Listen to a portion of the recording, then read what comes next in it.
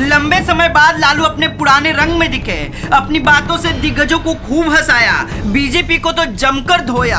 लालू के भाषण के लिए केजरीवाल ने तो प्लेन ही रुकवा दिया। पहले इत्मीनान से पूरा भाषण सुना, फिर लगे ताली बजाने। लालू का भाषण खत्म होते ही दिल्ली के मुख्यमंत्री लगे दौड़ने। किसी ने रोका तो बोले फ्लाइट छूट जाएगा। पीछे से 2 सांसद भी दौड़ने लगे। लालू भले ही बूढ़े हो गए हैं, लेकिन उनका जलवा कम नहीं हुआ है। लालू के भाषण के दीवाने आम लोगों से लेकर खास तक है।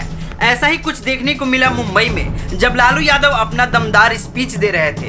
हर कोई उनकी बातों को सुनकर पेट पकड़कर हंस रहा था। लालू अपने पुराने अंदाज में लौट आए थे। उनकी हर एक बात पर ठहाके लग रहे थे। लालू जब तक बोलते रहे, सब ध्यान से सुनते रहे। इसी बीच दिल्ली के मुख्यमंत्री अरविंद केजरीवाल भी दिल खोलकर हंसते नजर आए। लेकिन सबसे खास बात तो यह था कि लालू के भाषण के पहले ही केजरीवाल का प्लेन मुंबई एयरपोर्ट से रवाना होने वाला था। एयरपोर्ट स्टाफ लगातार दिल्ली के मुख्यमंत्री से संपर्क कर जल्द फ्लाइट में पहुंचने की बात कह रहे थे, लेकिन दिल्ली सीएम कुछ देर रुकने के लिए आग्रह करने लगे।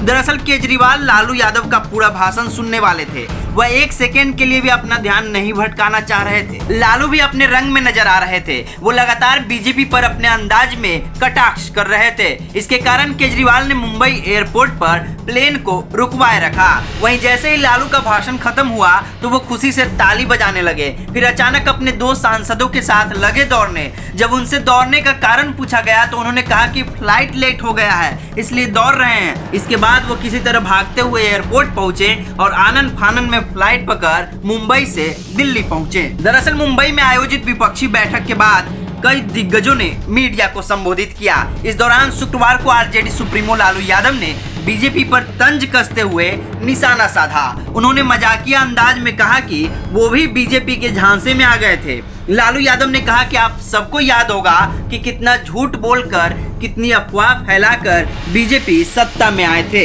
मेरा भी नाम उस समय और देश के अन्य नेताओं का नाम इन लोगों ने यह कहकर प्रचारित किया था कि इन लोगों का पैसा स्विस बैंक में जमा है। नरेंद्र मोदी बोले कि हम आए हैं और स्विस बैंक का पैसा लाकर देश के तमाम लोगों को जिनका खाता खुलवाया उनमें 15-15 लाख रुपए जमा करेंगे। हम भी झांसे में आ गए और हमने भी अपना खाता खुलवाया। आगे लालू यादव ने कहा कि मेरी 7 बेटियां, 2 बेटे और पति पत्नी दोनों मिलाकर 11 लोग हो जाते हैं। देखा कि भाई 15 लाख से गुना कर दीजिए, पैसा तो काफी मिल जाएगा। हमने तो पशुपालन में कोई बेईमानी, शैतानी, भ्रष्टाचार नहीं किया, जो भ्रष्टाचार नरेंद्र मोदी कर रहे हैं और करा रहे हैं। सारे देश भर के लोगों का खाता खुलवा दिया, सभी गरीबों का प्रचारित करवाया इन लोगों ने, और मिला क्या?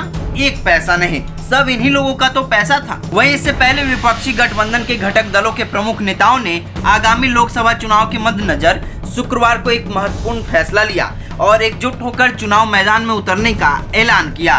गठबंधन के साथ ही कहा कि सीटों का बंटवारा बहुत जल्द किया जाएगा। वहीं मुंबई में 28 दलों के 63 प्रतिनिधियों की 2 दिवसीय मंत्रणा के बाद विपक्षी दलों ने अपने गठबंधन के लिए 14 सदस्यीय समन्वय समिति, 19 सदस्यीय चुनाव अभियान समिति, सोशल मीडिया से संबंधित 12 सदस्यीय कार्य समूह, मीडिया के लिए 19 सदस्यीय कार्य समूह और शोध के लिए 11 सदस्यीय समूह का गठन किया।